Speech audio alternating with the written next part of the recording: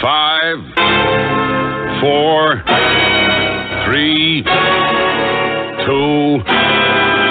1. It's the new Panic Room. It's the show other shows want to be, and the show that authors want to be on.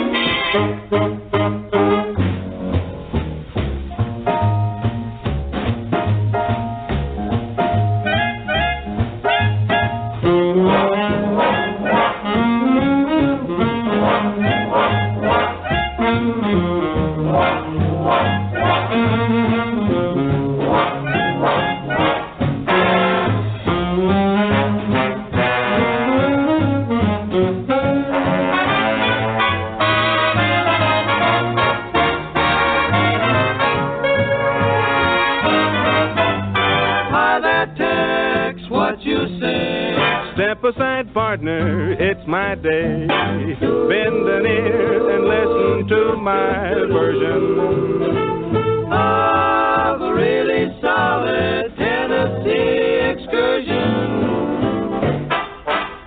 Pardon me, boy, is that the Chattanooga Choo-Choo? Yes, yes, track 29. Boy, you can give me a shine. Can you afford to board Chattanooga Choo-Choo? I got my fare and just a trifle to spare. You leave the Pennsylvania station about 3:45. Read a magazine and then you're in Baltimore. Dinner in the diner, nothing could be finer than to have your ham and eggs in Carolina. When you hear the whistle blowing 8 to the bar, then you know that Tennessee is not very far. Shovel all the coal in, gotta keep it rolling. Ooh, ooh, Chattanooga, there you are. There's gonna be a certain party at the station. Satin and lace. I used to call Funny Face. She's gonna cry until I tell her that I'll never roam. So Chattanooga choo-choo, won't you choo-choo me home? Chattanooga, Chattanooga, get aboard. Chattanooga, Chattanooga, all aboard. Chattanooga, Chattanooga, Chattanooga choo-choo, won't you choo-choo me home? Chattanooga choo-choo.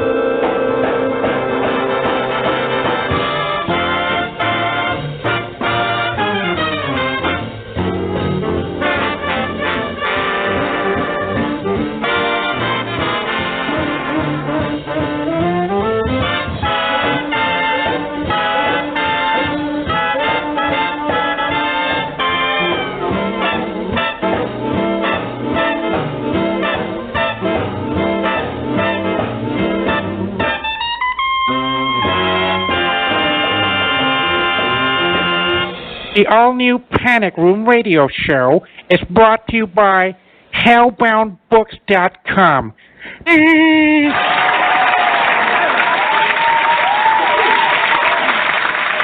Well, good evening.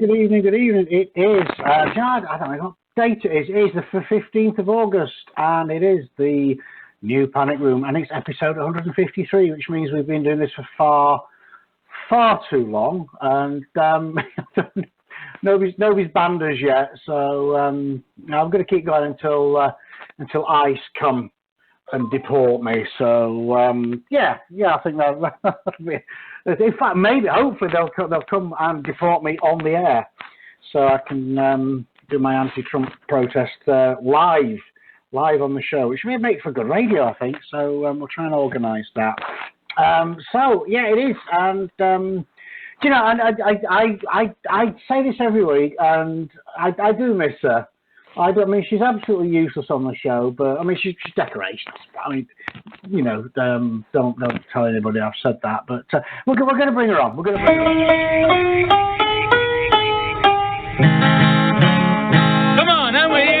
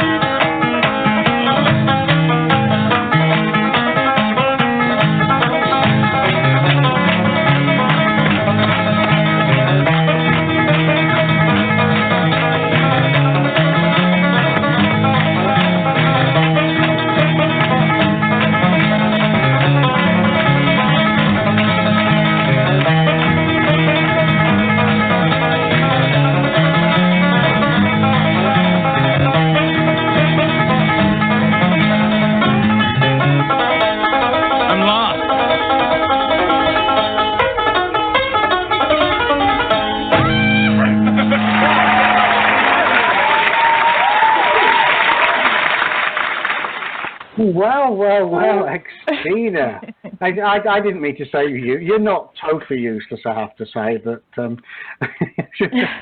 he said backtracking. We do joke, we do mock a little bit, but I've said it before. If it wasn't for you, there'd be no show. That's just like right. What?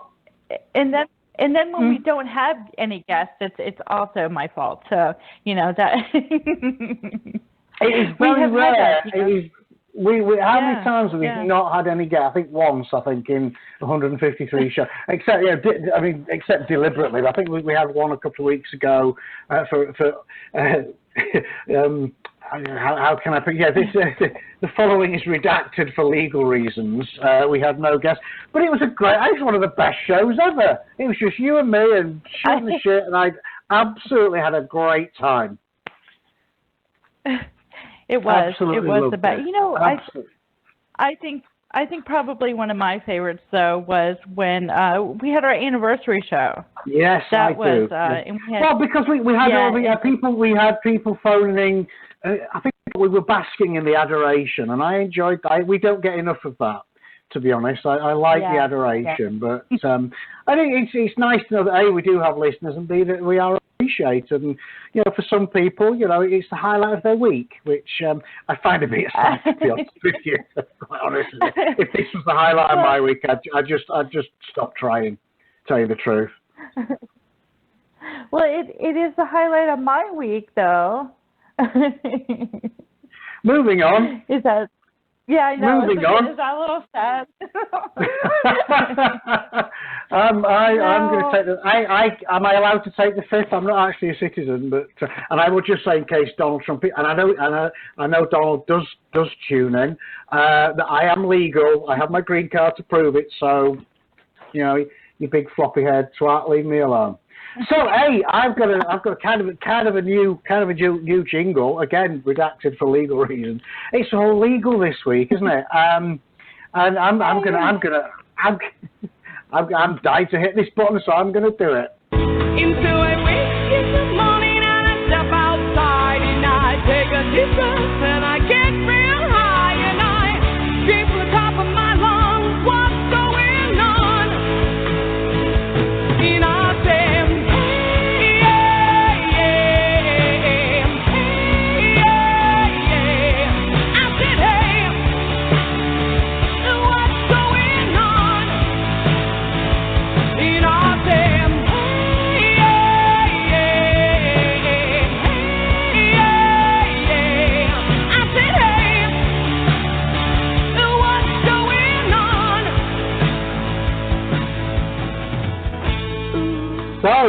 hey, Xtina, what is going on? How smooth is that? Seriously, how smooth? Great. And if YouTube try to ban the episode on the basis of that, they can fuck right off. I give the ASCAP number personally. So hey, Xtina, what is going on in the big wide world of whatever it is we do? I lose track. Things are some very, very big things. Yes. And some good things. So we have the Toilet Zone, the anthology. It's tomorrow. Does it go live tomorrow or like? It is tomorrow, right? And I have to say it's one of my, probably because of the title and the theme, it is one of my favourites so far. And just for the listeners' benefit, it's not all stories about toilets. It is scientifically worked out. Each story is the average length of a sit-down visit to the lavatory. So you can sit there, people could use it to time themselves, so I'm going to sit down, start this story, and I need to be wiping by the time I get to the end of the story, otherwise I've been sat here too long. Or if I haven't done anything, then I need to get the prune juice out. One of the two. One of the two. So it's beneficial for it. Yes, I think everybody needs one in their bathroom, and I'm excited too. The cover was really awesome, and I think there's some really amazing stories. I'm excited about it. I think it's a really cool idea. I am. There are, and we've just added a story, so there's not 32, there's 33 now, which means the cover art is wrong. It's a bonus story. Let's call it a bonus because I'm damned if I'm doing that again. We should. Yes. The cover art by Kevin Enhart, who's done a lot of our cover, is phenomenal. It's a wonderful homage to the Twilight Zone, obviously. In fact, somebody actually commented Rod Serling would be proud. Now that gave me a little bit of a semi on, I must admit. I was kind of frisky. I was twitching. There was probably I'm guessing it was probably a 3 or 4 on the Xtina moisture scale, I'm guessing. I was just going to say, yes, definitely. That was a moisture moment. That's a moisture moment. That needs to be a segment on the show. We need a jingle for that. Moisture moments. Moisture moments with James and Xtina. That's great. The things. And we've been on the air for 10 minutes now. And, here we are. Well, there's really I can see no way back from this. We are in the gutter, and I have a horrible feeling this is where we're going to stay. Well, there was a reason we moved to prime time, and this would very much be the reason I'm thinking. Yeah, although it's technically way past my bedtime. Way past my bed. In fact, it was an old joke. My dad used to tell me it's some comedian back in probably the 70s. You'd say had a golden rule: if you're not in bed by 9:30, go home. And I like that. Wow. It's rude. It's a bit raunchy, but it's suitable for kids. But which reminds me, I'm taking my offspring to see The Good Boys tomorrow, which is by I think Seth Rogen is involved somewhere, by the same team who did, I forgot what it's called. No, Superbad, that's the one, which in itself was a phenomenally funny movie. And it just it's so inappropriate, it is rude. I mean, the kids just pissed themselves laughing at the commercial for it. So yeah, damn it, it's one of these don't tell your mum I've taken you to see this film sort of films. No, sounds fun. Honestly, it looks absolutely hilarious. The reviews are brilliant. If it's the Superbad team, it can't fail, and it's got to be a good film. Right. You told me a couple weeks ago about Zombieland 2 coming out, and I watched the trailer. I watched the trailer like 50 times now. I cannot wait. I am so stoked for that. Because throughout, since the first one was released, we've heard, they're going to do 2. They're going to do 2, but it was never real, and this time it is. So I'm so excited. It has. It's been on the go for, I don't know what has happened, whether it's just, some of these things get caught up in developmental hell, but I remember when I told you, you said, but was it a hoax? But no, it's got the original case. It's got Emma Stone, Woody Harrelson, that other guy that was in it. I'm not sure if Bill Murray, because they actually killed him in the last one, but hey, it's a zombie movie, so they could bring him back. Yeah, I know. I tell that girl too. They did. Was he a zombie? I think he was at the end of it, but I know they killed him. That's right. Yeah, he wasn't a zombie, but then they killed him. But you know what? It's a zombie movie, so that would be awesome. That's it. Yeah, he pretended to be a zombie, so they shot him, and it was like, no, it's only joke, But so do you like the jingle for our What's Going On, do you? Yes. I wanted the whole song though. That's a great song. I can play the whole song next week if you so desire. We can do that. It's one I've not heard for a long time. Long time. Well, I heard it just now, obviously, so not that long ago, to be honest, about 3 minutes ago. So was that. So my email has been down. I don't know what the fuck Microsoft has done. I think they just hate. Today has been, I know for you as well, technological hell. My computer is slowing down day by day now. And not helped by the fact I've finally bitten the bullet and cancelled my cable TV. Subscribe to Hulu, which has saved me $60 a month, which I'm thrilled about. And literally, I started ringing, I'm just cancelling the TV. Fine, okay. And then my son reported the internet was slow. So got back onto them today, and because they treated it as a new order, you buy like the basic internet package, and then there's a booster for whatever it is, which is fine, but that doesn't kick in for a couple of days. I thought, for fuck. And I was doing this text thing with this guy. I hate speaking to him because you phone them, and it's Rajesh in Bangalore or whatever. And they can never understand what I'm saying. I like either way, but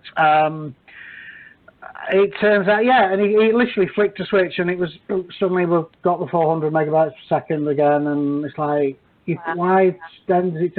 Then it just happened. Oh, you've got this and this, and because you're a valued customer, we've got these streaming services, and you don't have to pay for them for 30 days.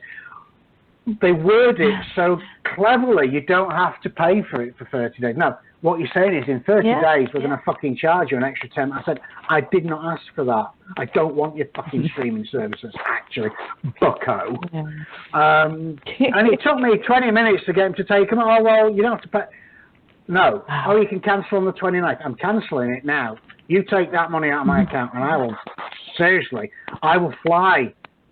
I will fly to Timbuktu, and I will sort you out, really. Oh, so I still don't believe him. He's sure, because they just sneak it on. They never said anything yesterday. So, you get your internet services, your landline, and that's it, and suddenly, so what would have happened? I'd have got to the end of the month, suddenly got the bill with an extra $10 on it. It's like, I hate them. I hate all of them. All of them. Every single one of them. I'm having computer issues too, and I'm very upset because I just replaced my computer a couple months ago. Yes, you did. And it has moments where it goes okay, it runs pretty good, and then I forget that I'm having these issues, and then this morning I got on to I was trying to put up the Panic Room ad for the day, just get it up there. It took me half an hour just to do that. I was like, oh my god. Well, I had that yesterday. It took me, because I thought I put something in the oven for me and my daughter for lunch, and I thought, right, literally it takes 10 minutes. I'll raffle off an email. Like I say, 25 minutes to send one fucking emails. I thought, this is just really ridiculous now. But to be fair, my computer, bless her, I mean, she's 6 years old now, which in computer years is ancient. You know. So I've been shopping around for a new one. Yeah. So anywho, so we could sit and whine all evening, and I think we should in many ways. Maybe we should do that. Just have a whiny evening. But do we have a show this evening, or is it just a whole hour and a half of us moaning about shit? Excellent. I'm pleased. That would be fun, though. But we do. Yeah. We definitely have a show. On our first segment, I'm excited. We have romance writer and poet Summer Layne, which poems, so we get to talk all poems stuff. And poems. I know that you love that. Mm-hmm. Yes. And then later on the show, we have USA Today bestselling author Tara Sivec. And I'm hoping I said her name right. Oh, sorry. But, it's a bit of an X-chromosome heavy show this week. It is. Yes. Which is great because it means I can put my feet up and just listen to you, talking about shopping and, doing your nails and sort of girly stuff, which is great. Yes, exactly. Which is great. Yeah, so, hey, let's, without further ado, should we bring out our first guest? We should. Romance writer and poet. Let me do it again here. Romance writer and poet. We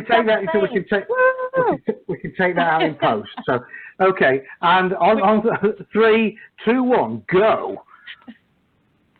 Romance writer and poet Summer Layne. Woo!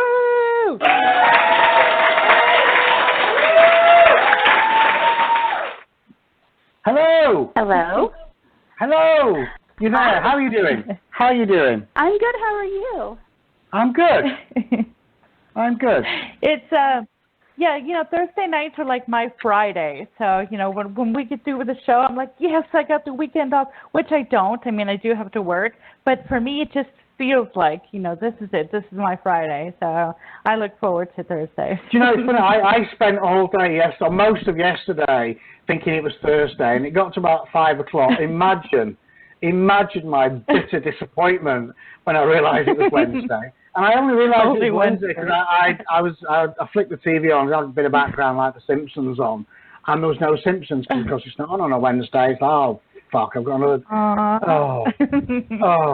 I thought... Hey. So, Summer, I have to... I'm guessing Summer Layne is a sort of not your real name, or is it? No, it's not. Oh, boo! I know. That's disappointing, isn't it? It's much better than my real name, believe me. I say it is a fine name. It is a fine name. I was about to say, what were Mr. and Mrs. Layne thinking about? It's hey, to be fair, if my son, I would have called you Lois, to be honest, had you been my child. But I'm sure it was tempting. For them. But, I would go back and change it. That's kind of good. I would. So, Summer is here to talk to us about her book, All My Pretty Pieces, which is poetry. Is it all poetry? Yeah. Is it a mix, or it's just poetry? It is all poetry. It is my first collection I'll be releasing solo. I don't have an exact date yet, but it will come out sometime towards the end of September. Oh wow! So it's all fresh. That's great. That's great. Yeah. So again, Xtina, to be fair, I've said this on the show. I mean, poetry is a little bit beyond me. I'm crap at it, to be honest. I have tried. I've written one poem, and that was it. I was good, though. I was done. Oh, yeah. It was like it took so much out of me spiritually and mentally. That was it. So why poetry? Why have you chosen that as your medium? Honestly, I don't even know that I did choose it. It kind of chose me. It's just something that pours out of me naturally. It's not even something I try at most of the time. Awesome. No, it's the same with me. I think, definitely. I think that if you're a poet, you can't not. I mean, a friend of mine recently was talking about how poetry doesn't sell, and they were thinking about pretty much just giving it up. And thinking when you're a poet, I don't think that you can. You know, I mean, that's right. just, it's just something. I mean, I do get dry spells. Like, I think I haven't written a poem in a, I don't know, a week or so, you know, and I'm itching for it, you know. But I mean, there'll be times when I write, you know, a couple a day. But you know, when you're a poet, it just seems to come out, and I don't think you could ever. Oh, I'm just not going to do it anymore. You know, I can't ever see that happening. So, no, I agree. It comes in spurts. It comes in waves. And I started writing poetry probably, I don't know, 6th grade maybe, 12 years old. Yeah. So, and it's just kind of came in ever since. So, yeah, it's just part of me. I have to say, I love the title, All My Pretty Pieces. That is, thank you. I really like it. Yeah, it definitely, it paints a picture. It does. And I can't wait to read more of it. And I did want to say, James, that Summer and I are anthology buddies. We just had the one you see me share all the time, Paper Cuts, that Summer's in that with me, and it's a gorgeous collection. It really is. I am so honored to be a part of it. Sometimes I read some of the other poems, and I'm like, oh my God, I can't believe I'm in it too, because they're so good. So I'm in the same place. I'm like, wow, I'm really in that with them. I don't deserve this. I know, right? I do the same thing. So and Summer is like the haiku like queen. She is like so good at haiku, and I'm kind of thank you. I try my hand at them, and I think that they're okay, but at the same time, I'm like, you know, I don't know. You know, they're kind of fun, I guess, as an exercise. But when I read yours, I'm like, you know, because they're supposed to be, it's not just about like how many syllables it has, but it's supposed to evoke like, you know, imagery and stuff. And I really think that, you know, yours have done that. You know, they really have. So well, thank you. That's trying. Kind of a recent. It's kind of a recent exercise that I've done, actually, because for years I never ever did. But they're more of a challenge, I think, because there is a rule and you do have to kind of go in a certain way and follow certain things. So, yeah, that's why I think it's fun. Yeah, you know, for so long I rhymed everything. I was the rhymer, you know, and I loved it, and I did not get free verse at all. And then when I started, I was like, wow, it's so freeing. It really is. And and now I'm like, oh God, I wonder if I can even rhyme if I wanted to now. Oh my God. So yeah, and I've never been able to rhyme ever. It's all just kind of sometimes just a rant more than anything, I think. But right. I'm not good at rhyming. I always was. I really was. And but I love free verse, and I think that especially when I read your stuff, because you know, I've read other contemporary poets, and they strive, I think, too much to make it flowery, and you know, it's almost to where I need a thesaurus sitting next to me when I'm reading it, and you know, I'm reading for fun, and I also want to feel something, or you know, I want to be like, wow, I've been there, and you know what. Yeah, so I think that our poetry is kind of similar in that sense, is that we, you know, our stuff is every day. It's the way we would talk. It's the way we feel. It's not, you know, you don't have to, you know, delve into it and try to tear it apart and you know, figure out the deeper meaning. You're like, this is, you know, this is what I'm saying is what I mean. You know, there's not going to be any. I wonder what she was thinking here. You know? Right, and there's nothing really flowery about me at all when I'm writing. That's for sure. I definitely tend to gravitate more towards the dark side of things, and more like, I don't know, kind of towards the more emotional and sad, even at times. I don't intend for it to be, but that's just kind of how it ends up. So. Yeah, it's just what the feeling is right then. That's what goes there. Well, and also that's, I think, what it makes us feel more. You know, I mean, definitely, if you read a poem that's sad or something, I think that 9 times out of 10, I'm going to feel that one more than I am the one that's about the, gorgeous flower out there or something like that. But I definitely like the more personal ones, the ones that the person writing this has been through something. That they're going through something now. It's just like writing fiction. That's our goal, is to make somebody feel, is to make that reader be in that place.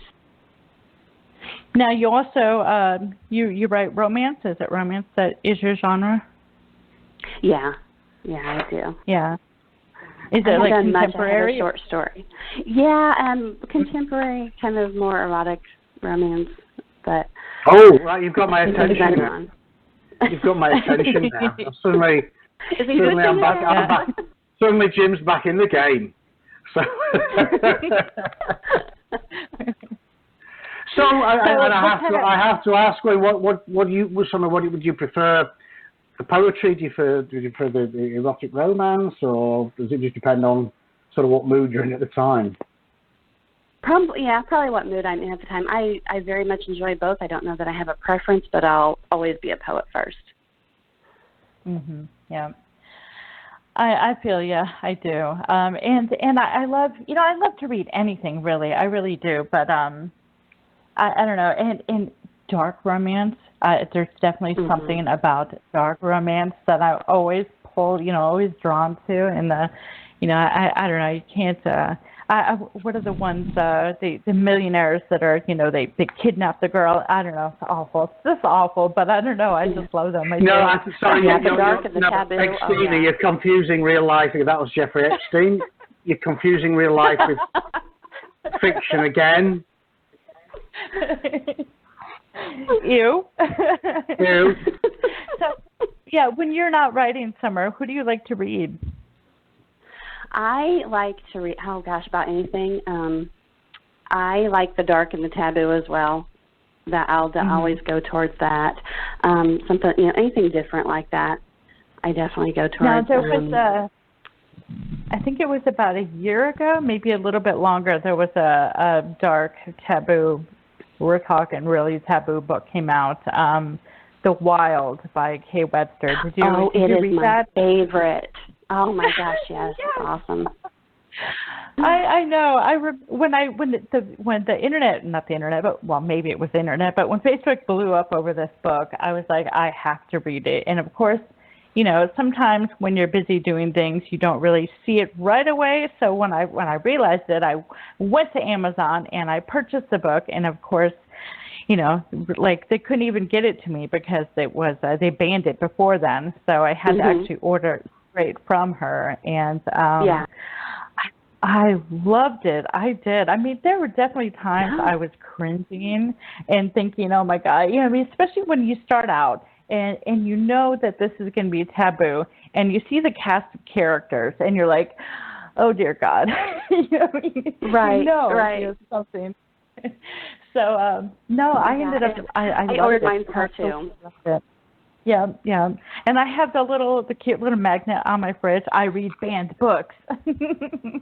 Yes, I do too. That was awesome. That's the only signed book that I have that I've ever read, the actual book. Usually I'll get a signed book, read like the ebook, so I don't tear the paperback. But that one I actually read the paperback.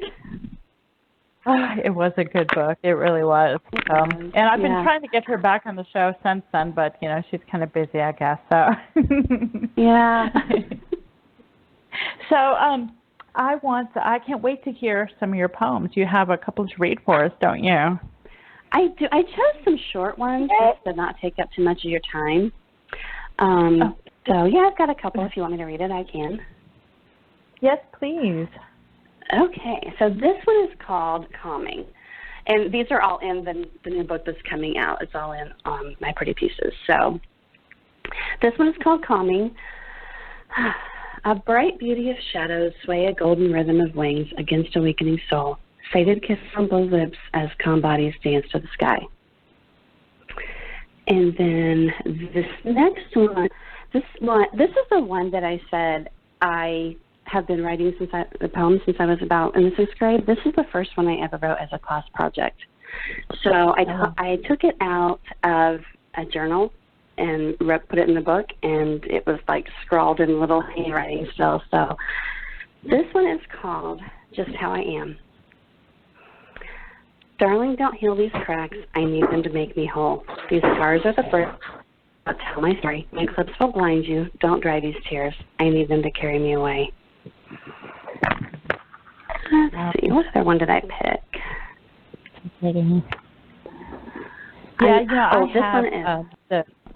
I have the poem that probably one of my first ones that I wrote, and there's no way I'd read that. It's awful. Oh, I'm sure it is. This one is called, I remember, if memories had a taste, ours would be tears and wine, covered in dirt and grime, buried down deep, lost in time. So that one rhymes a little bit. See, I was going to say, that rhymes. Yay, it rhymes. Yeah. Well done. I like that. Yeah. The poet, and I didn't know it. Look at that. Okay, I like it. I'll give you one more. This one's just a few lines. It's called Where We Met. I met you in a song. I kissed you in a novel. You broke me in a poem. So, I love those lines. Was that it? Oh, I thought that was just the title. No, we need no, that's just little. Needs to be a bit longer. Yeah. To be honest, yeah, I'm no expert, but maybe it's a bit longer. Those lines are awesome. They really are, but I think you can definitely expound on them. Like I definitely can see more, and or maybe that could be like the end of it, and because I definitely, and it makes me sad. You broke me in a poem. It's so true because any of the major like breakups of mine I've always written about, and they come. There was one, and it's in my first book, Dark Musings, and the start of the poem, you see this girl and she's laying on the ground and there's blood everywhere and she's in this horrible pain, and you think, oh my God, what's happened? Is she, has she been attacked? And it's not till like the middle of the poem that you realize that no, it's heartache. It's not real. It's heartache. So I must admit, my signed copy of Dark Music is on my shelf, private place, but it is a bit light on laughs, Xtina. I did spot, it's. But I think that you can definitely convey so much, pain, and and that's the thing too is that I guess you could kind of say I've come over to the lighter side of things, and some of my recent writing, because I did not think that you could create such feeling in something that wasn't sad or dark, and I guess I'm trying to prove that you can, that you can be just as moved by. Well, I think certainly Dark Musings certainly reflected your sort of state of mind at the time. Obviously, you went through, you were going through all sorts of goings on, but it's a terrific. It was very dark, obviously a very dark book, but terrific read. Thank you.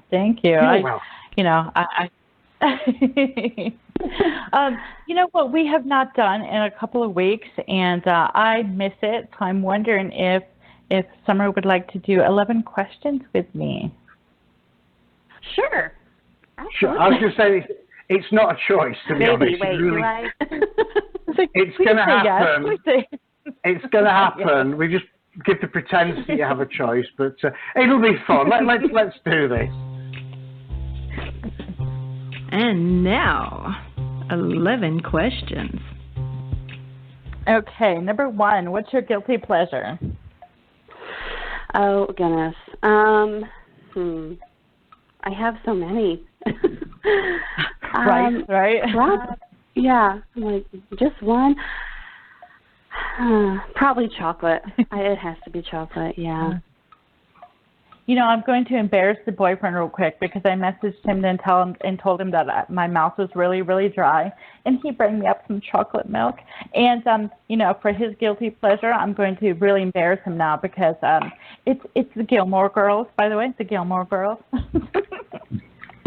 I just had to say that. Okay. Right? Excellent. Okay, It's not called a guilty pleasure for nothing. I mean. You're right. Let's see. Number 2, the mountains or the ocean?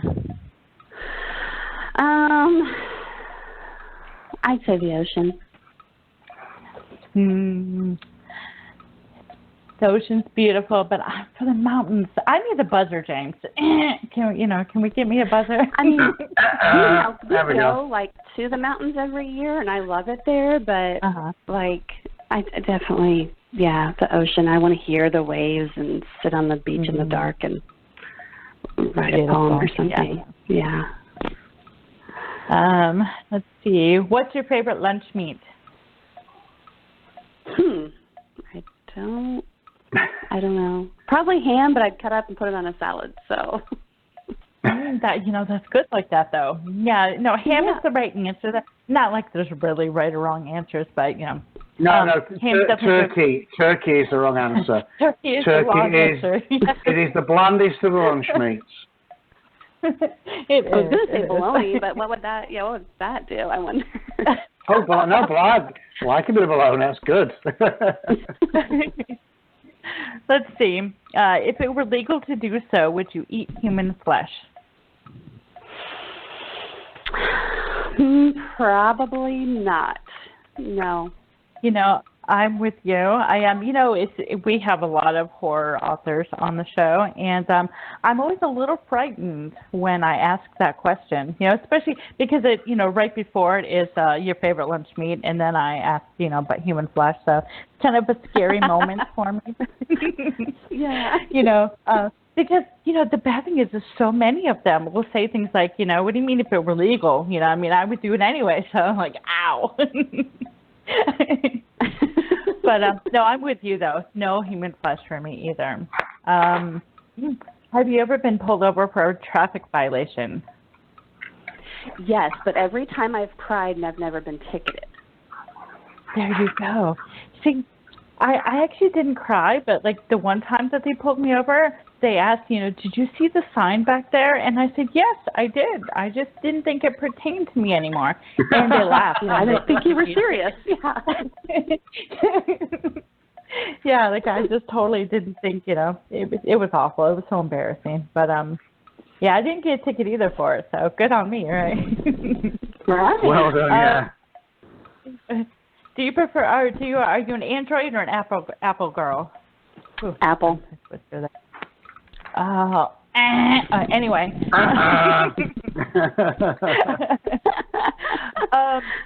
Which franchise do you prefer? Halloween, Friday the 13th, Elm Street, Hellraiser, or Saw?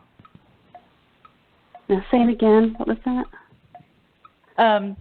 We're talking scary movies here. Do you like, Halloween, Friday the 13th, Elm Street, Hellraiser, or Saw? Or Halloween, maybe you could say I want the original. I want the original version, the first one. Yeah, the Halloween franchise is a really good one. That's definitely my my answer for that one. James loves Hellraiser. He loves that. Yay! Yes, I do. He gets excited too. I do. It takes a lot to get me excited these days, I have to say. But Pinhead does it, yeah. Mm-hmm. Every time. Every time. Roller coasters, yay or nay? Oh no. No.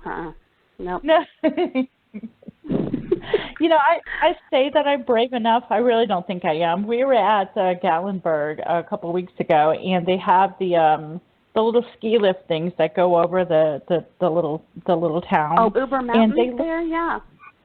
It looks so fun. I want to do it so bad, but heights terrify me. So I don't know if I'm so afraid of heights. Yeah. Like I want to. I just don't know if I actually could do it. So I don't want to die that way. No, right. And then people say, well, it's not the actual fall that'll kill you. It's the landing. So it's the ground. Yeah. Yeah. So be afraid of the ground. Yeah, to the ground. Yeah. Okay, let's see. Give me one interesting non-writing related fact about you. There's nothing interesting about me. Oh, it's not true. No, I'm so boring. Let's see, non-writing facts. Well, I still have 2 baby teeth that I've never lost. Oh, wow. That's definitely random. Yeah, it is, yeah. I like that. And what is your least favorite part about writing, the writing process? Trying to figure out like a computer. I'm so technologically challenged, and Word hates me, and I'm like, if I could just write this on paper, and it would be so much better. Yeah, I sometimes think that these things are supposed to, be time saving, but I think they specially design them just to waste our lives. To be honest, you heard us when we were beginning of the show. Half an hour to send one email. I could have, sent a carrier pigeon would have been quicker, to be honest. Right? Yeah. Yeah, technology is supposed to help us, speed things up, but a lot of times it just, and the frustration. I really could have just taken the computer and thrown it out the window this morning. I was like, there's a few times I've come very close to just ramming my keyboard through the screen. And I literally have to walk away. I just have to walk away because I will. I'm going to trash it, and then things would be worse because it's broken. But you just get that flash of I'm going to destroy it. You can see where the Incredible. The thing with the Incredible Hulk is that that's just every day now. I get at least 2 fits of that a day, where I could quite merrily just turn green and run amok and destroy everything quite happily. I try to take deep breaths, and when I'm on the computer and it's doing something that I don't want it to do, or taking a long time, now I just pick up my phone and I calmly text a friend or something, and just pretend like that's what I was planning on doing anyway, was texting my friend from my phone, so that way I don't get mad at the computer. That's what I try to do. I reason. I physically get up and leave the room and just go. I don't know, either put the kettle on or just go and look at the dog crap on the back lawn or something, and just get away from it, because otherwise it would be in pieces by now. Well, we are just about out of time for our first segment. No, and I wanted more poems. I wanted more poems, to be honest. We'll have to get Summer back on when her book releases, and we can have like a whole poem show. Yeah. We can have a poem fest. That'd be brilliant. Yeah, it would be. But I do want to say, everybody go out and buy paper cuts. It's I think I don't know. We have just a short while left before it's like not on the shelf anymore, or something like that, right? Isn't that what's going on? And it's the limited edition thing. Oh. Yeah, and yes. So get it now while it's still there, because when one of us gets like rich and famous, and they're going to want that copy of paper cut. So go buy it. And, I hate to say it, Xtina, but I think my signed copy from you must be stuck in the mail or something, because it's not here yet. So give it another day. It's on its way. Yeah, it's on its way. Yeah, well, I've heard that before. And look for Summer's All My Pretty Pieces sometime next month. And we definitely have to get you back. Thank you so much, Summer. Thank you for having me. Thank you so much for joining us, Summer. It's been an absolute pleasure. Yes, thank you. Okay, have a brilliant rest of your evening. We will be, bye-bye. We will be back after these messages.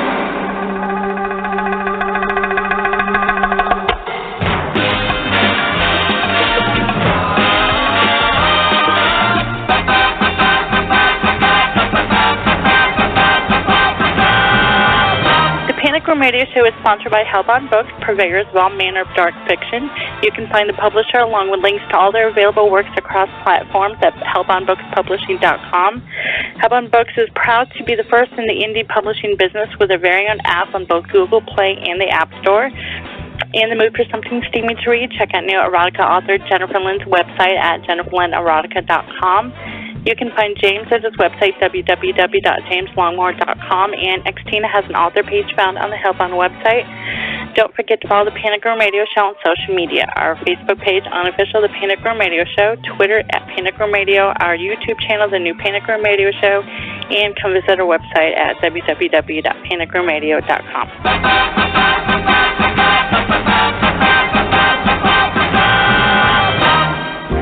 Johnny and Robbie. Youth, why are you talking like that with them stone? I know, but I can't stop here, Pally. Like the wallpaper sticks to the wall, and like the sea shark clings to the sea, like you'll never get rid of your shadow, you'll never get rid of me. Let all the others fight and fuss. Whatever happens, we've got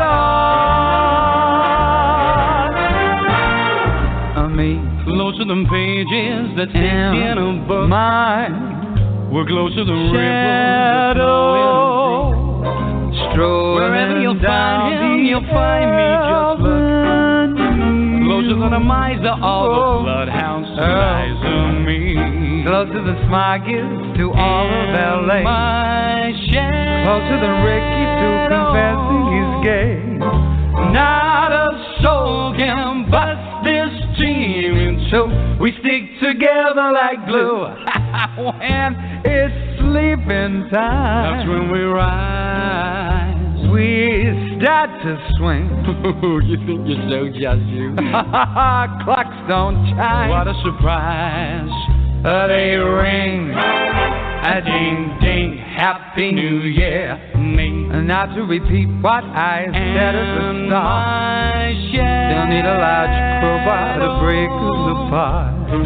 We're alone but far from blue. Before we get finished, we'll make the town rock. We'll hit a few late spots and then a few more. We'll start off as stringies and maybe Groucho. Life is gonna be a wow wow wee.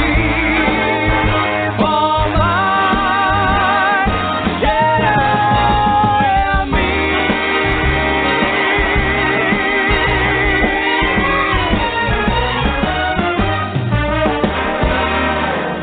Woo-hoo! You laugh.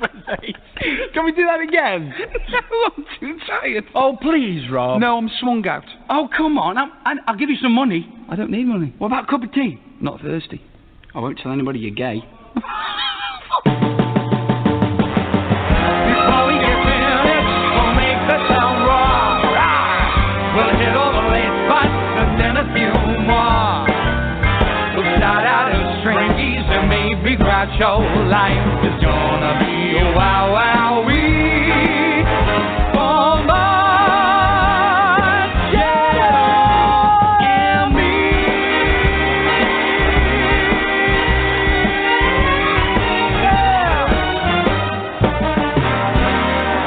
Duh!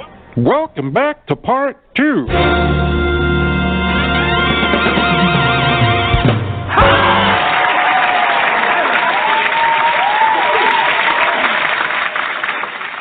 And we're I'm back. Are you back, Xtina, or you still drinking, or whatever you do? You know? No, I am. I love that song. So I usually go for a wee wee at heart, but I didn't because I love that song so much. The old mate from England, Robbie Williams, from his great album Swing When You're Winning, which was just a whole album of swing tunes, which is brilliant, absolutely brilliant. He actually performed a lot of them, did like a TV special thing with a full-on big band, and it was phenomenal.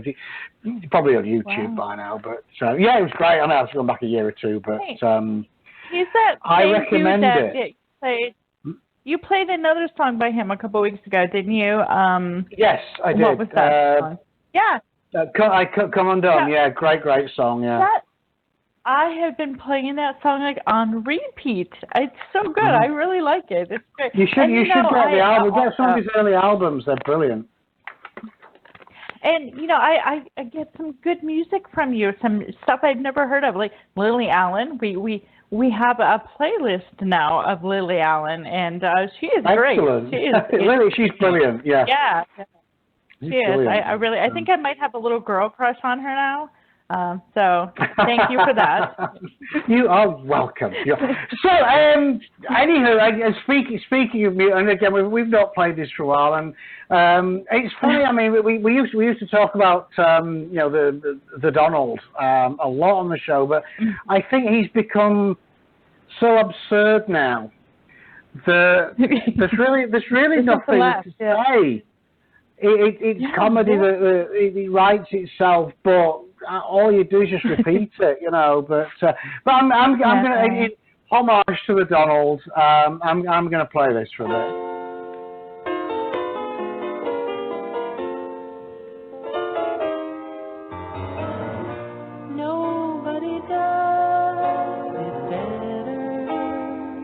I really believe I'd run into, even if I didn't have a weapon. Nobody knows the system better than me. Nobody knows politicians better than I do. Nobody knows. Nobody's better. Nobody's stronger. There's nobody bigger or better at the military than I am. I love the First Amendment. Nobody loves it better than me. Nobody loves the Bible more than I do. There is nobody that respects women more than I do. Nobody builds walls better than me. Nobody's in the history of this country has ever known so much about infrastructure as Donald Trump. Nobody knows that better than me. Nobody even understands it but me. Nobody can do it like me. Which is why I alone can fix it. I have Ivy League education, smart guy. I know words. I had the best words. I'm a smart person. It's this. It's not my salesmanship. It's what? This. You know what that is? It's the brain power. I'm getting thousands of letters and tweets that I was right about the whole situation. I mean, I've been right about a lot of things, frankly. I should be a newscaster because I called it before the news. I watch this stuff. I'm like a guy with vision. I have an instinct for this kind of thing. I'm good at war. I've had a lot of wars of my own. I'm really good at war. In my book, I predicted terrorism. It's a rigged system. I think I've done a great service by pointing this out. I was the one that really broke the glass ceiling on behalf of women. I think I'm doing the military a great favor. Did a great job in Texas, a great job in Florida. I truly believe that the first 100 days of my administration has been just about the most successful in our country's history. It looked like 1.5 million people. Thank you, everybody. What a crowd, what a turnout. I understand steaks. It's my favorite food, and these are the best. It keeps me from running, but don't keep it coming. Have to learn to do the things you do. Nobody does it better. Makes me feel safe for the rest. Nobody does it half as like you, baby, darling, you're Hey, a president! Can you believe it?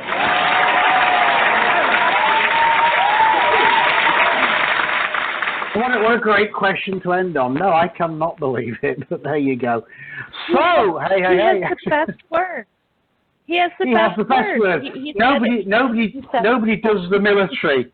Nobody does the military better than me. I was like, seriously, dude? Honestly, my pet snake has a better vocabulary than him, to be honest. We should get her on the show, actually.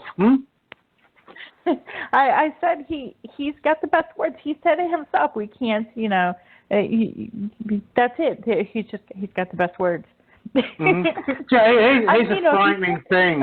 You have to believe it. Yeah. Oh, yeah. I we will. I was discussing with a client recently. I'm ghostwriting a financial thriller, and one of the chief protagonist guy is a narcissist, and that's his sort of trait, and he doesn't care who he treads on, who he gets bumped off, etc., etc. And one of the key things that came out was, they will create chaos around them, these people, because they're really just oblivious. They have no empathy, oblivious to what they're doing. And the quote was actually there on that thing, as only I can fix it. And that is a key narcissistic phrase. along with I need your help. Somebody, say I need your help. Just like run a mile, seriously, because they rope you in and then they will just shit all over you, and so beware, American, vote wisely next year, for fuck's sake. It's just like, please, because I read an article yesterday. It was actually saying it was the no votes that gave Trump the presidency. Yeah. So all the people who just didn't bother to vote, So I mean, there are some countries where it's the law. You have, I think Sweden's one. I think they actually have a day's holiday where people go vote, and you have to go and vote. So maybe they should do that. Yeah, definitely. Or just do what California's planning, or they say they're going to do, is unless Donald Trump produces his tax returns, he won't be on the ballot form. So nobody can vote for him. Oh, wow. That would be neat. Yeah, so, I still see that. It's for me. It's been like almost like we're watching. I'm sorry, I'm getting a crazy echo on my end. That's why I'm stuttering, like I'm something's wrong with me.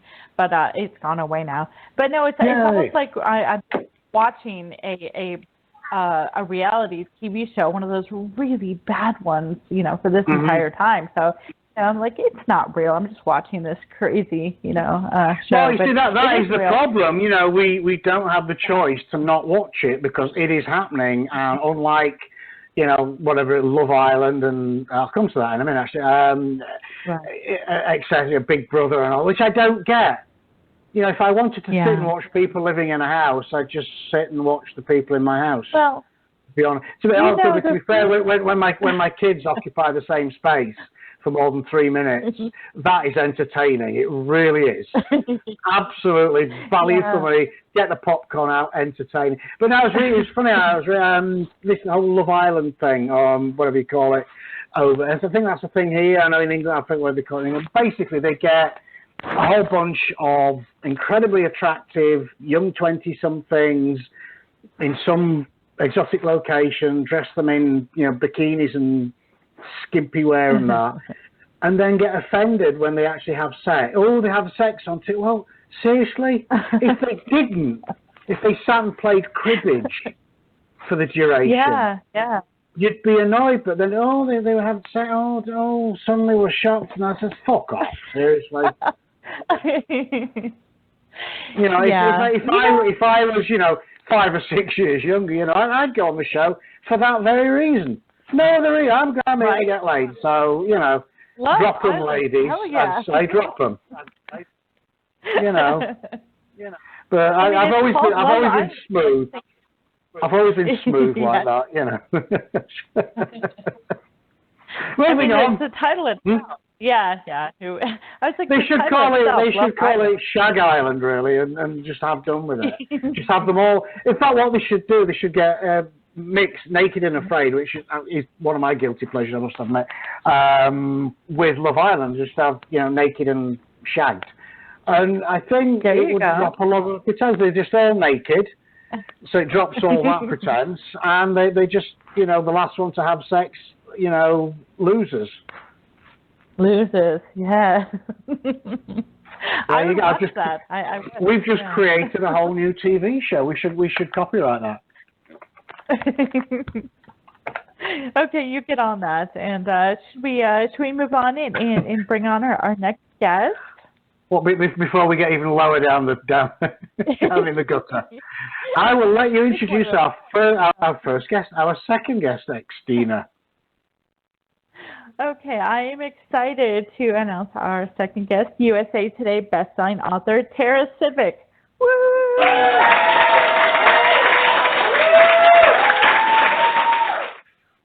Hello. Now, is it Tara or is it Tara? It's actually Tara, but I will forgive you and I will not slit your throat, so don't worry. Yes. No, feel free. Feel free if you feel that's how you feel. I'm not going to stop you. Probably deserves it.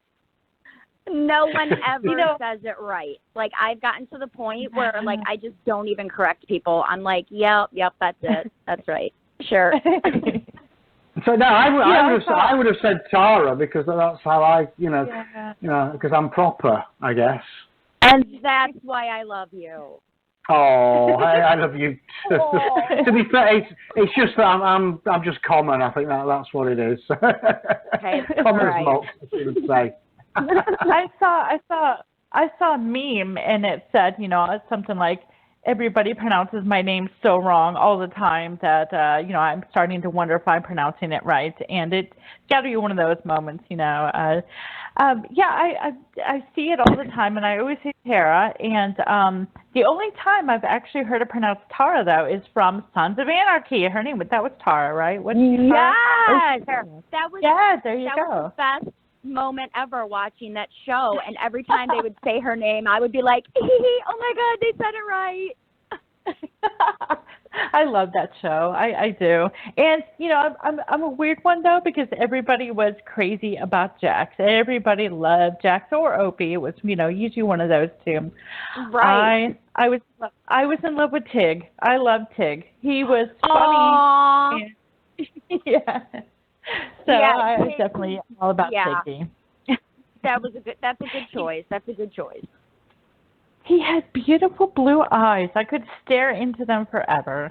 So he was my guy. Yep. So, but thank you so much for coming on the show. And we're up late and we're partying and we're drinking and it's going to be a lot of fun. I have had so much coffee to be awake this late. I will probably be awake until next Thursday. So, woohoo! Yeah. Do you normally have to get up early? Because it's like midday for me now. So I'm good for like a couple more hours. So when the kids go back to school, which they don't go back to school for another week and a half, I have to be up at 6:30 every morning, which is just hell on earth. I am not really a morning person. But no, I know your pain. Yeah, and over the summer you kind of get used to not getting up. I have to get up at 6 because my eldest is at high school, and if I didn't, he wouldn't get up. I mean, today he got up about 2 in the afternoon. So it is. It's ridiculous. I mean, although the year before. It was at some stupid time. It was just the bus time, and I actually 5:30. I didn't know there was a 5:30. I really didn't know they did that. Right, not AM. Yeah, definitely. Yeah, I have a 15-year-old, and he's got his own alarm, and he gets himself up, and he gets himself breakfast. He, makes sure that the alarm doesn't go off when he leaves because the house alarm, and he gets on the bus. And there's sometimes I wake up like 10 or, something in the AM, and I check to see, in the app shows he's at school, and I'm like, okay, good boy. And then I go back to sleep until like noon. So it's great. I am so jealous. We don't have high school busing, so I have to take my daughter anyway, and my son is in middle school, and there's only like a 20-minute difference. So I told my son, I'm like, sorry, kid, you're going to school 20 minutes early every day. I'm not making 2 trips to school in the morning that early in the morning.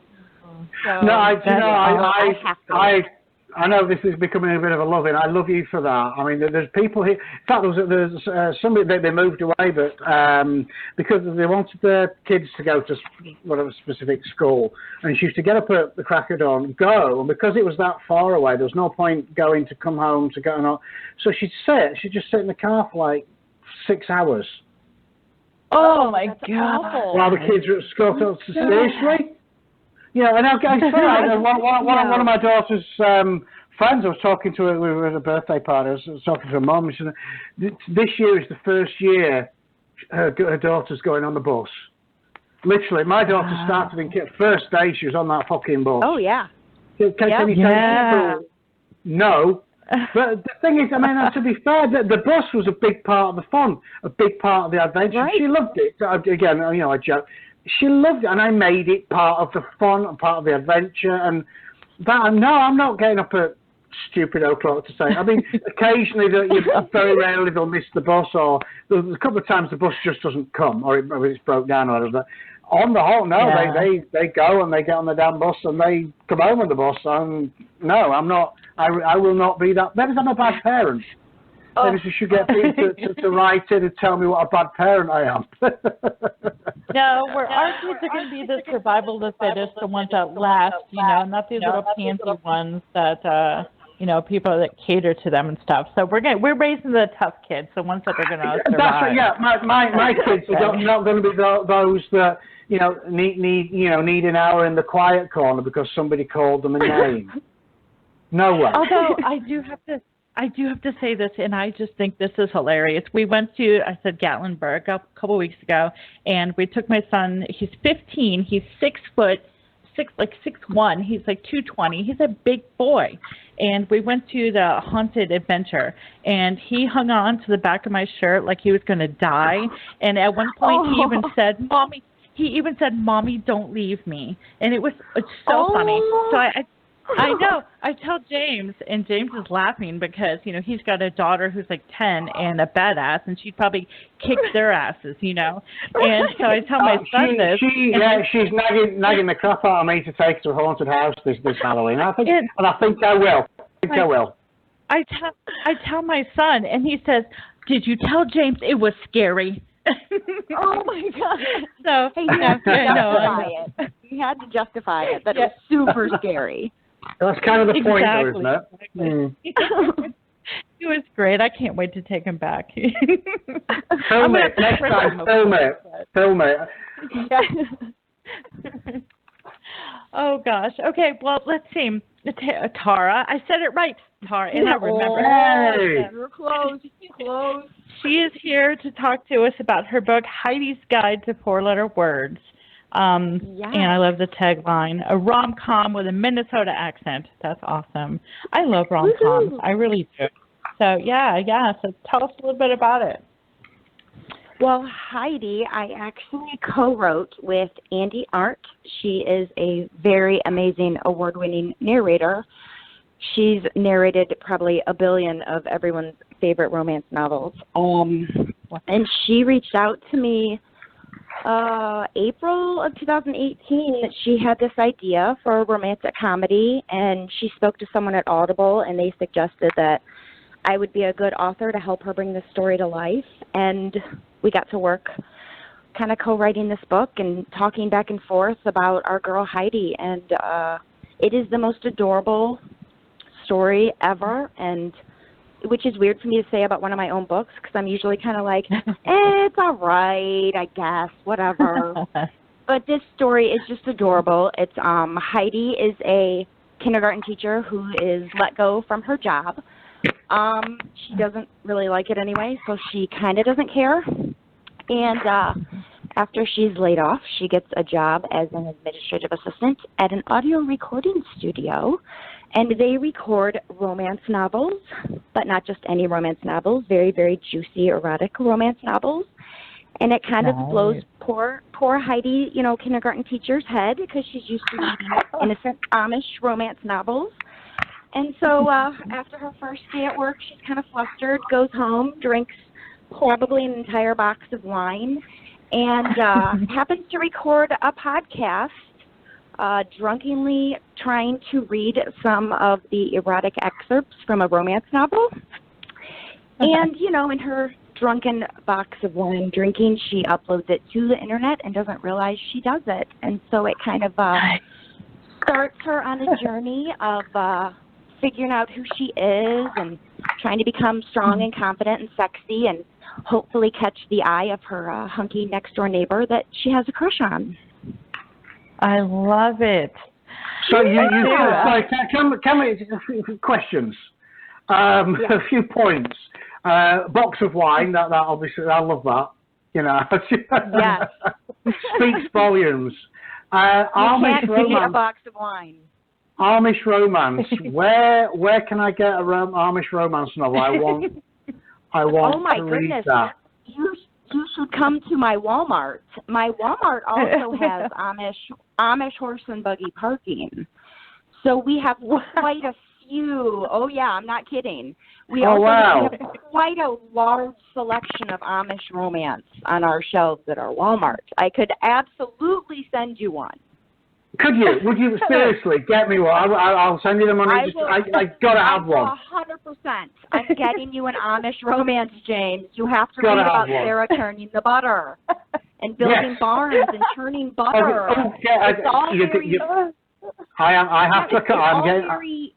I'm getting aroused now. The churning butter. You're gonna. It's because twitching. It's innocently erotic. Because you know they're not really talking about churning butter. You know it means something else. They're churning something else late at night.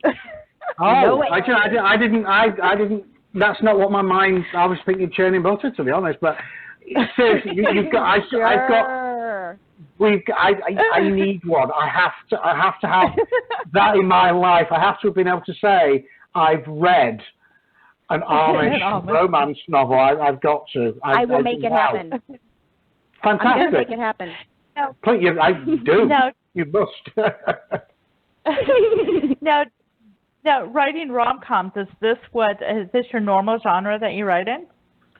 It's definitely the one I'm known for. My first couple of books were romantic comedy, and I kind of am batshit crazy, so I just kind of go where the voices in my head tell me to go, and I write in a whole bunch of different genres.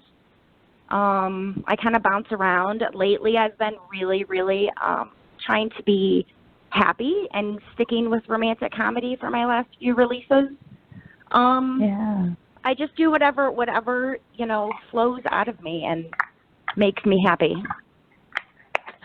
Awesome. I want to hear more about Heidi. Do you have an excerpt for us?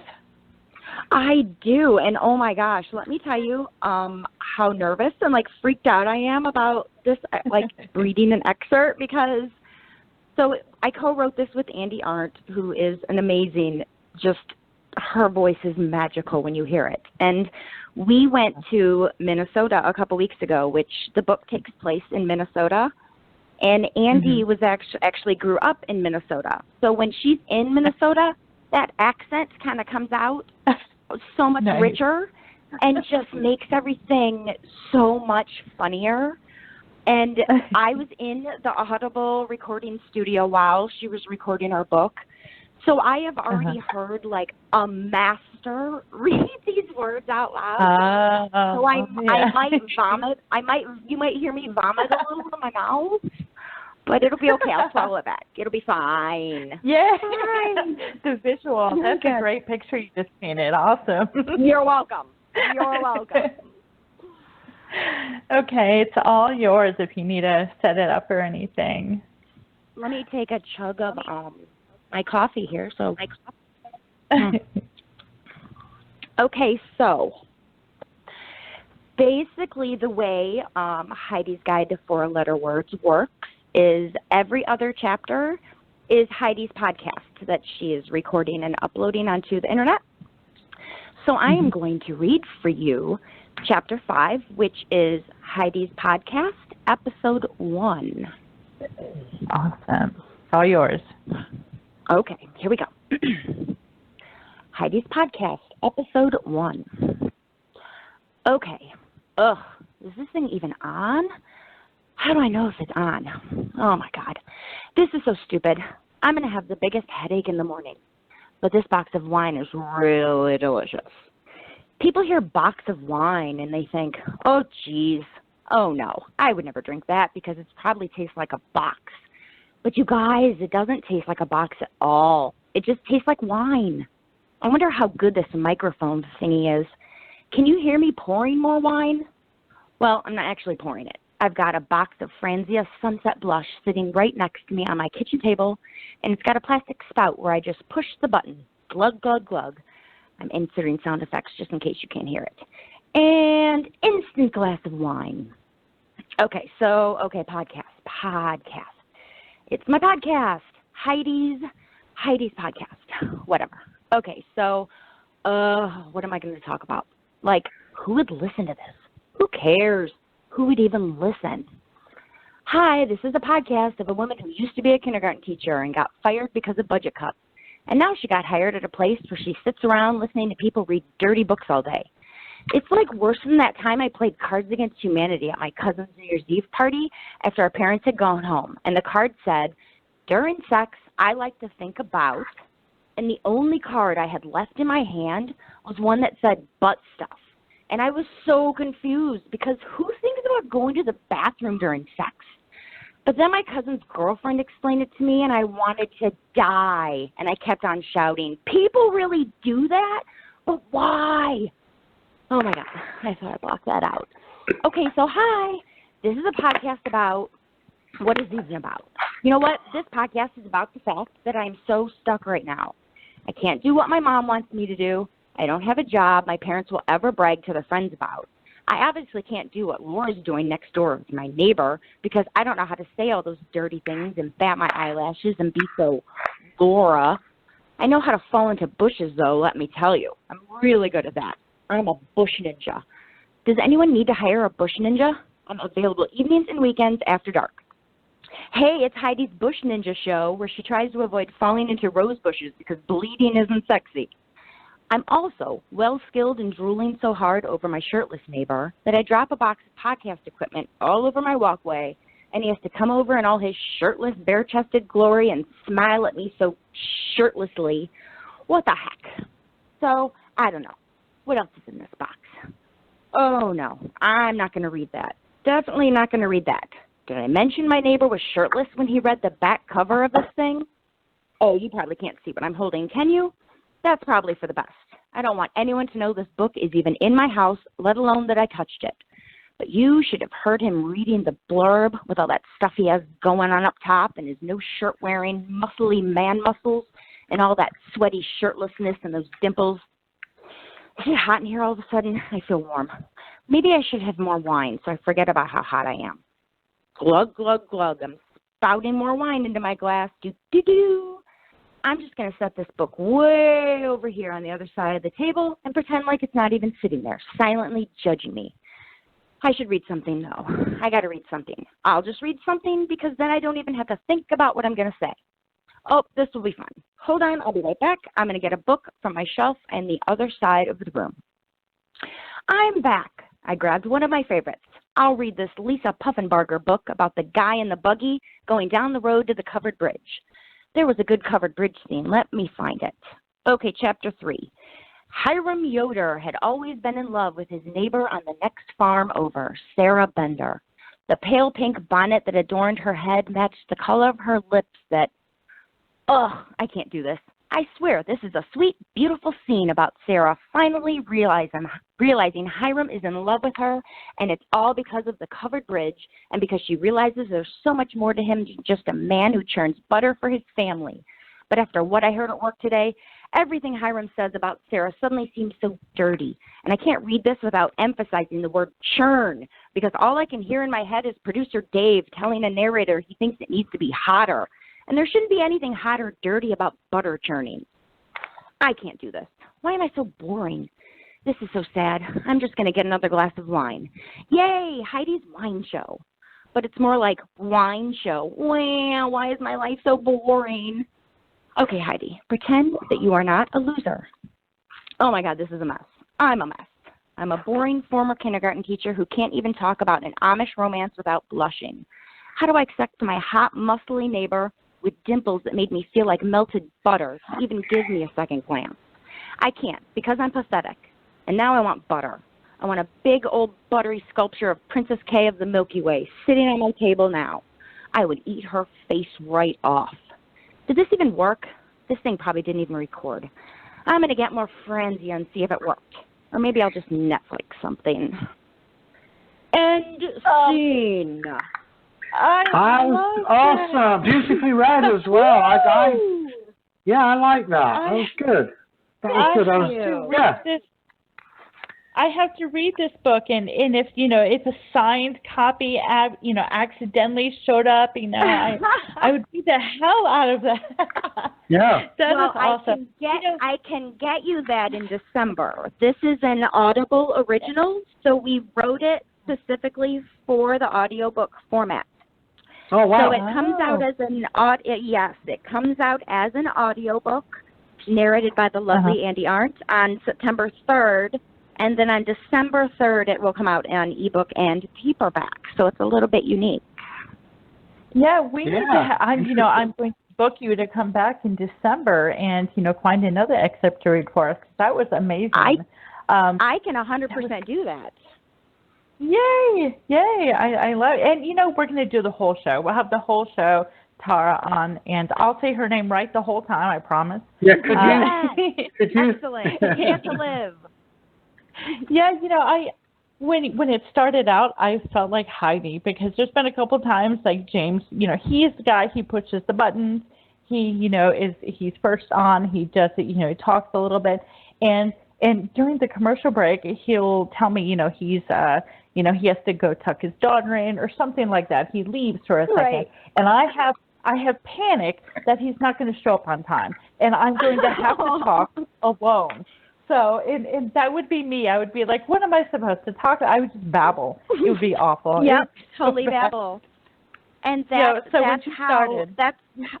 how we wrote this book. Andy would go into her recording studio, and she would just record pretending she was our character, Heidi. And she would record these podcasts, like, off the cuff. And with her Minnesota accent, like, I would pee myself when she would send me these recordings. It was just, you just felt like you were just in the part of, just in the story. It was just awesome. I hate to say this, but we are out of time. I know. I know. But as soon as we're off the air, I am going to get with you and try to get you scheduled to come back on, because this was great and I had so much fun with you. And tell us real fast where we can find you online. Oh my God, I'm everywhere. I'm on online tour. I'm on every social media imaginable except Snapchat. I'm way too old for Snapchat. But I'm on Instagram, Facebook. I'm on the Twitter. I'm all over the place. And I'm under, just my full name, Tara Sivec, all over. Awesome. I will get your links put up on our Facebook page. If anybody wants to stalk you, they can go there and do that. And again, thank you so much for coming on the show, and I can't wait to have you back. Yay, thanks for having me. I had a great time. It's been fun. I shall look forward to my Amish romance. I'm going to get you that Amish romance, James. You're going to love it. Fantastic. I seriously cannot wait. I'm so looking forward to it. Awesome. Thank you, Sarah. Thank you so much, Tara. I'm afraid it is that time where we have to say goodnight, Xtina. Good night, Xtina. Good night. Oh, you see, I pressed the wrong button. I was all excited about Amish romance, and I pressed the wrong button. It's just, so we can take that out in post. So, here we go. It is time to say goodnight, Xtina. Good night, Xtina.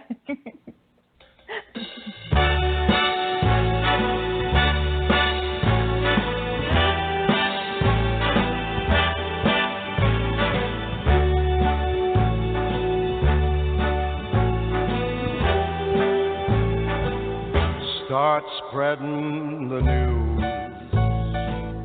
I'm leaving today. I want to be a part of it. New York, New York. These vagabond shoes are longing to stray right through the very heart of it. New York, New York. I want to wake up in a city that doesn't sleep and find I'm king of the hill, top of the heap. These little town blues are melting away. I'll make a brand new start of it in old New York. If I can make it there, I'll make it anywhere. It's up to you, New York, New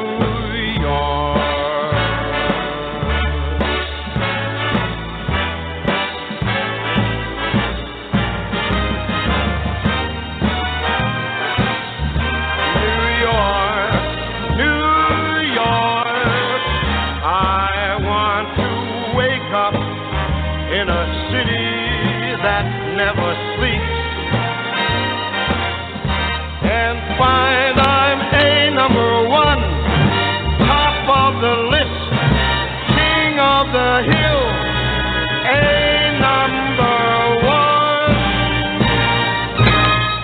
These little town blues are melting away. I'm gonna make a brand new start of it in old New York. And